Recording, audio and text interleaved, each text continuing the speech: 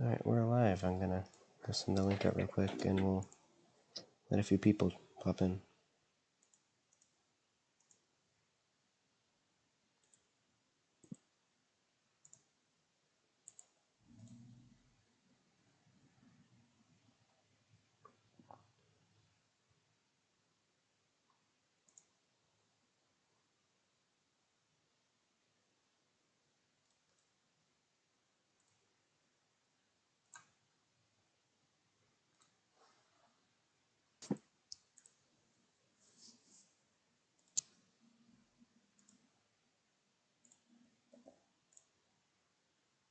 First watch it.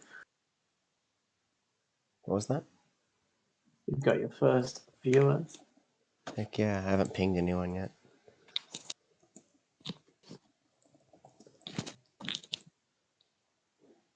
You've got me for about half an hour. That should be perfect. Thanks for coming out today.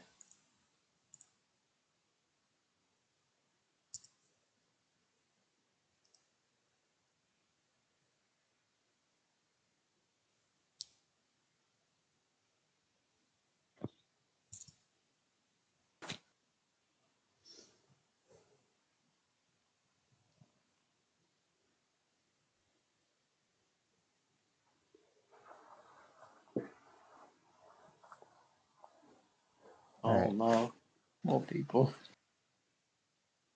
well, here come all the people.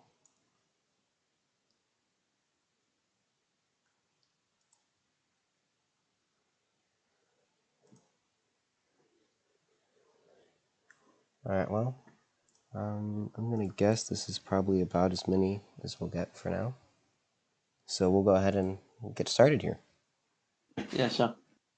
So I'm sure everyone watching knows that you were King of Whitecrest for just under a year until just a few weeks 10 back. months. 10 10 and a months. half. There you go. But I didn't just want to talk about you being a king as well. I wanted to talk about the process of getting to minister a little bit as well, because if I recall correctly, you were minister for a while. Yep. Uh, Yeah. did you start that under HH? No, so, under HH, I was still an admiral. And then after the coup, I managed to convince Epic Long to appoint me as the minister, as at the time I was the most senior admiral we had. All right. And out of curiosity, about how long had you been in the Whitecrest Navy when you reached that point, when you got minister? Consecutively, probably a year, and yeah, probably about a year. Wow, that's a while to go all at once. So I guess Endurance. speaking of which, let's talk about Epic Lon's coup real quick, because you were there for that. I was not in the battle, but I was So you on were the in the squad. Navy. Yeah. Were you surprised when you found out HH was no longer going to be king? Well, we saw the announcement. I had to go somewhere. But we were trying to get HH on, and he was just saying he's at the pub. And yeah, he kind of. And then it was a bit of a shock, to be honest, but we thought we would pull back and come back. But alas, that didn't happen. When I checked back, we had a new king. So I then Wow. took the time to. At the time, we were pretty much ready to do a secondary coup against him, but after cooling ourselves down, we realized that it'd work out with having Epic as king, and that's when I certified to get minister, and yeah, all from there. Wow. That certainly worked out well for you. So, I'd say so. and then out of curiosity, so you said you were planning a potential secondary coup. What was the deal with that? Well, I've never heard of we were this. at the time when it happened, right? We were ready to just rebel against Epic because he was an illegitimate king at the time, and we were, obviously as when you lose your king to being couped, we obviously want to install peace and power again. So that was our thought process at the time. But, it took us a little bit, and we actually realized what we really wanted, and Epic Mom was going to be a good fit. Well, that's good. Wish I had made similar decisions previously, but oh well. Past that. And so you were minister with Epicmon for a while. And then Yeah. Epicmon mysteriously was found at the bottom of an ocean. Do you happen I to had know anything nothing about to that? do. I Nothing have to do nothing with to it? do with it actually. All I know is the night before I woke up in the morning. I had a DM from Bomb on Snapchat telling me that I was king. But the night before that, I was in a call with everyone, and we were just talking about how what we wanted to do with Whitecrest in February, and how he was like, I'm still going to be here for a while. So I went to bed that night knowing like we were good. Woke up in the morning and it's all over. So I Wow, had that was just the RP announcement they made. I had no correlation to that event. that's crazy. Must have been one heck of a surprise. There's a Let's bit. see. So let's see here. So and then you I forget, was that just in time for the last Freeport Games, right? For you to be king for Freeport Games? Yep. I led the as under my reign. We did the last Freeport games that there has been. Yeah. And that was definitely a great way to start off a kingship and a good Yeah. kickstart for Big dub. Big dub. a good start for multiple months of strong Whitecrest doings, right? Yeah, we were coming off the backbone of a few good wars with Epic One. Uh, I had a lot to live up to from HH, and then Epic One. Epic One did really well in the wars, so I had a lot to live up to. Big shoes to fill. Right. Must have been pretty great. So then we've Ups had, and downs. what was that? Ups and downs. Ups and downs indeed, but what is life if not ups and downs? True. So then, in theory, just around a month after that, started pretty much the biggest parts of the eternal struggle for Nova to get Perth from Whitecrest, which ended up about a month ago. Mm-hmm. What were you guys? What was your thoughts on keeping Perth and Nova trying to take it and whatnot at the time? In which war of the million this year? Currently, I'm referring to the one where Halengard was involved. It was like 1 day long. It was Oh really yeah. fast. So that was a little bit. I was a little bit surprised with what Nova was doing on that one, but Halengard, we weren't surprised by. We just weren't the people we had on at the time. Kind of weren't the great. Kind of throwing a little bit in terms of they weren't the best. But to be honest, we Nova took it. We didn't expect that. But then there was a whole ordeal behind the whole thing, and we were able to get Perth back free of charge because there was a situation evolving, which because of the whole super thing and him getting banned and Ian. So, if anything, that showed to us what Nova's intentions were as a faction, and I think that intention represented their faction throughout all of 2020. But that whole Perth thing kind of been an ongoing thing this year, and Halengard, they really screwed themselves up, losing a lot of their players in that month. Ian, Super, for rather dumb reasons. So that was kind of a bit of an advantage for us having a new Halengard Highcom, meant that we played a bit more of a strategic advantage again. For sure. Yeah, you guys had, Marcus had one heck of a war team at that time. It was hard to challenge Whitecrest. I mean, it was really, really strong.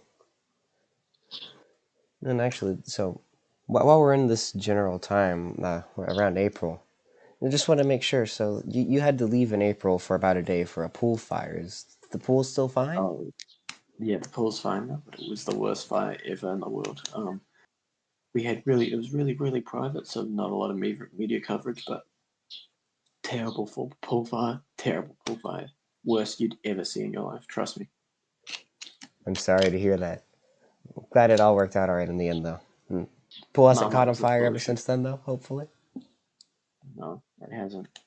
All right, that's always a good Josh thing. doesn't have a pool. I know that. Oh, hopefully his pool doesn't caught on fire. That would be I highly hope so. unfortunate. It would be. And then, so one other thing I want to talk about, that I'm sure must have been an interesting time for you, was when Lucas started his coup. Yeah, that's true. That was an interesting time. Didn't expect it at first. Once we started finding out about it, though, I confronted Lucas and a few other. I confronted everyone in that coup, actually. Most of them, good deal of them stepped down after reasonable discussion. But some of them, like Lucas, just went back down, even though I promised to fix things that they had problems with. But at the end of the day, it served as a humiliation to Lucas for the attempted coup fail, and if anything, it benefited us in that war. So, technically speaking, Lucas played an advantage to us there. It definitely played to y'all's benefit in that war, because that was before the rule where the bringing in an Alliance NBC faction for a 2v1 excluded up to one coup, Yeah. right? So So, Lucas Killing brought Birkland in. mm-hmm. Who knows? Maybe that was secretly his intention. We'll never know, unfortunately. We had nothing to do with it, but just goes to show what happens when you try to undermine the monarchy by coup. Doesn't work. You become famous for losing the fastest invasion in all of Tradeland's history. Yep.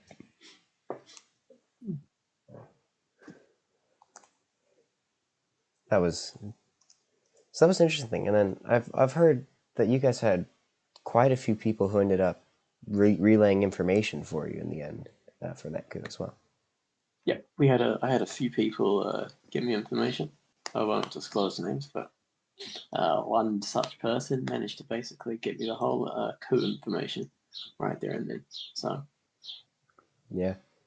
I was hanging out with Lucas at the time, and he was telling me about it, and he was freaking out trying to figure out who on earth kept ratting out all their plans, because he knew there was someone on the inside about the time that you started DMing everyone in the coup, hey, let's talk this through, because he knew that was the only way you'd have all the names. Man, mm-hmm. he I felt bad for him. He freaked out about that a lot. And then this brings us into May, which was just really the highest point of Whitecrest in a long time. Green Gang and huge patrols and that crazy ceremony. Yeah, 60, just under 60 people. Biggest Tradelands event I think at the time for a single navy to achieve. And so how do you think Whitecrest got to this point? Mass amounts of recruitments. We had top tier players, Datafin, Max. We had the best as we could get at the time. Players in our navy were supreme. Other factions weren't doing so good, and people were filtering into our faction. Pirates. A lot of new players were coming into the game at that point as well, and the influx in our recruitment form was crazy. So, just massive amounts of new players. Mm-hmm. I actually still have a screenshot saved on one of my computers of Whitecrest hitting 777 crewmen sometime around there. That I think was, we managed to peak at 800 before we purged the list. yeah, before Reputation unfortunately brought an end to many people's Navy times. Oh well, most people knew it was clean. It was a half an active list anyway. So Yeah. Well, I mean, in all fairness, the fact that Whitecrest retained as many crewmen as it did is impressive in and of itself, because sure. they had about as many crewmen after that as other factions who hadn't been purged yet, which is just crazy. Mm-hmm. And then, so this is another big thing I want to talk about was the trial of pancakes. Yep. How did that go? A little bit at the start wasn't the greatest. I had to go AFK one time during it, which wasn't ideal. But we pulled through. The trial was, we kind of knew, we came into it, we had the pirates, and pancakes. The fact that a faction chancellor can turn on their navy by firing on them, hiring pirates in itself calls for treason. We just wanted to hear the opinions. The verdict kind of gave itself already. When it was a premium's lobster sale, but chose the wrong time, wrong place to sell lobsters, unfortunately. So, and lobsters haven't been his greatest, let's say, trading item, as we saw with his invasion of Perth as pirate captain. But generally speaking, Pancakes was guilty right from the get go. There were enough witnesses, by accounts, that the verdict was done. I had a few senior advisors we made our decision, and I won't name. And yeah, then the Whitecrest Vanguard came in and did what had to be done. Right. Well, I've always been curious. How did that end up as a Whitecrest trial instead of a Freeport trial, as had been seen in the past? I think the greater powers of Tradelands felt that I was the one to hold the trial, as we at the time were known as the peaceful faction. Everyone can dispute what they think about who's the peaceful faction, who's not. But the greater powers of Tradelands, I think, came to the conclusion of me leading the trial. I mean, and in the defense of you guys being a peaceful faction, Whitecrest has not initiated a conflict in, well, unless you count the anti-piracy raids as separate from the whole You Flippies could Yuletide probably deal. count joining in on the Helengard War, and I think we did that in uh, March, I think. I think that would be the only time you could count it's defensive, but we joined in because Nova was getting not done well. So Yeah, it's just Whitecrest. It's always surprised me for as huge as a faction as it's always been in history is never really been that aggressive. there's a reason we still thrive like this. Look at every other nation. There's no one standing with us anymore who was here from the start of the game. That's fair. Yeah, player base has definitely shifted lately.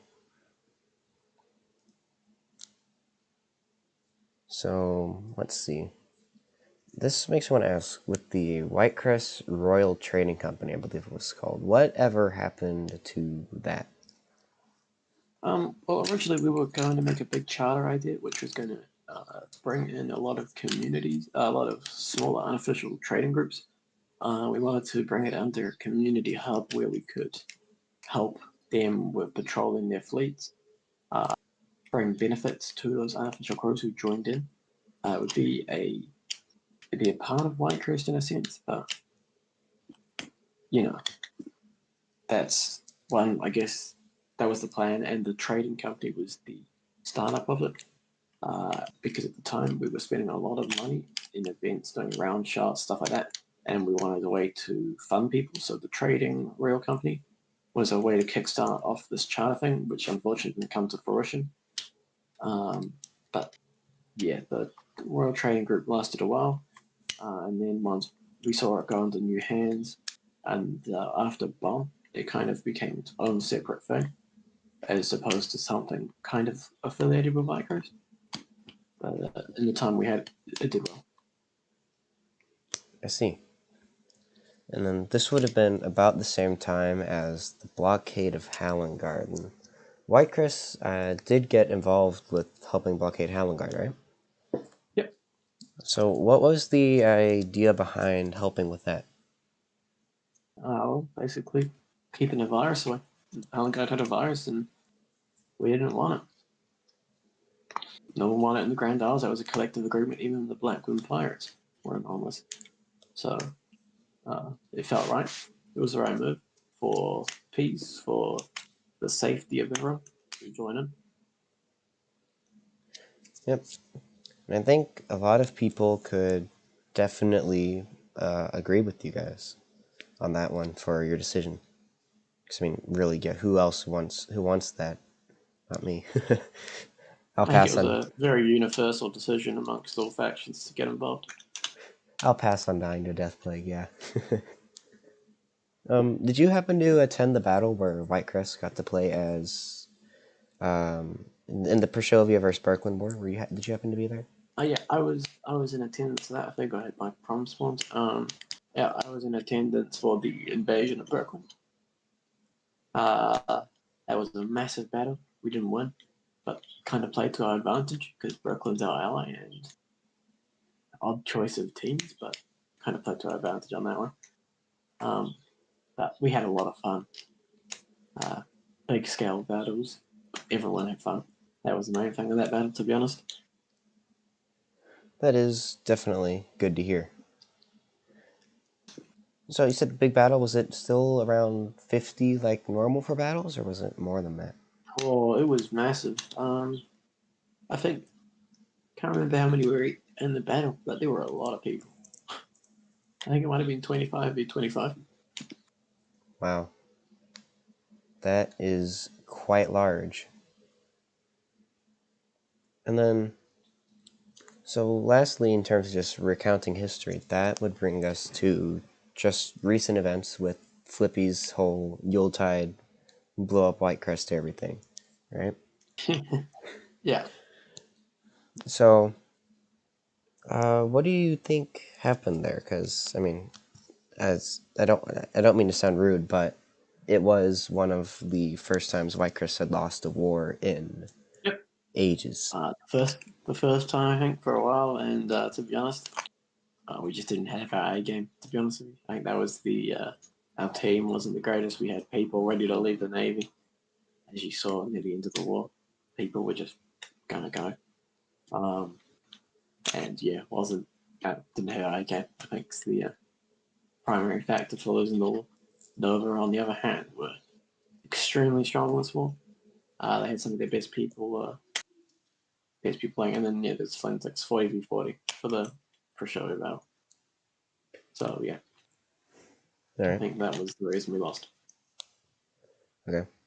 And then one important question I have regarding that as well is that it's seemed to have spread around now that the general sentiment behind Nova, besides the joke of the mandatory skirmish for starting the war, was that Whitecrest and Nassau were planning to capture Fort Verner in the near future. Is this true? That was a complete lie. Our high command had never discussed the topic ever. Port Verner is a sacred island in Nova, and it's like Perth, right? Perth is Whitecrest. Fort Verner is Nova. You touch our island, we'll touch yours. You stay with your island, leave ours alone. Simple. You have your islands, we have ours. And we had no intention of taking it because if we took Fort Verner, then that's basically saying they can take Perth without any reason because we're touching their other territories. Very interesting. This was the general sentiment that I'd gotten from talking to other members of Whitecrest. I haven't talked to anyone from Nassau yet, though, so I'm going to have to do that. So, although I know you're staying active in the Navy so far, and you're a lieutenant currently, right? Mm-hmm. So, what advice would you give to anyone who's like a crewman right now or something like that, who's just looking to climb the ranks a little bit and get a little more involved in the Navy? Attend events, make yourself known. Just try to put yourself out there, really. Take charge. If you've got the ability to lead an assault gun or a small team, take charge. Have the ability, take even if you don't succeed, take the opportunity because it's not often the opportunities present themselves, and it brings the leaders out of people, and those leaders are the ones who become officers, become high com, and eventually, like where I started, could end up becoming king. They just don't know it yet. I mean, hey, you didn't know you were going to be king until it happened, right? I didn't think when I started playing Tradelands in 2016 that when I joined, I would be a king, would be the king one day. That's just something you never think of. For sure. And then for anyone else who's watching, like just for Minecraft in general, I guess, although you are present to give advice, do you have any advice for factions as a whole you'd like to give? To Whitecrest or other factions? Really either. Well, as far as I'm giving Whitecrest, I'm doing at the moment, and I'm doing that with High Command as I speak. So that's for them to take in, and I'm doing what I can to help out there.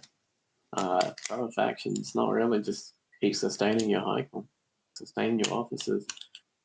They're important. Without your high com, without your officers, your navy doesn't function. So treat them well. Alrighty.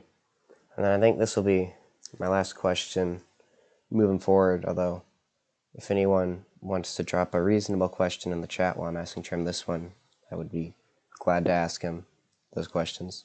But what do you think that we can possibly expect from Whitecrest or other factions in the future in terms of like lore or their players? I can't really speak for other factions. I'm not in any other faction, so I have no clue what they're up to.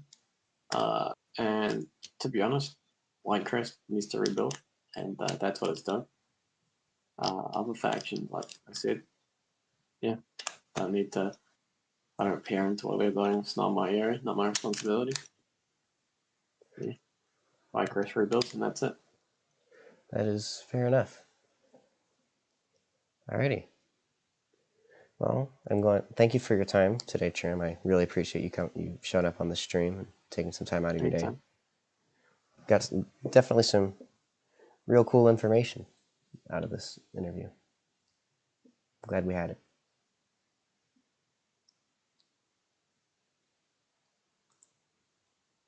More than welcome. All right, well, in that case, since no one else seems to really have any extra questions, I think we will go ahead and end the stream there. Alrighty. Thank you for coming out, Tram, and I will see you in the near future. You're welcome.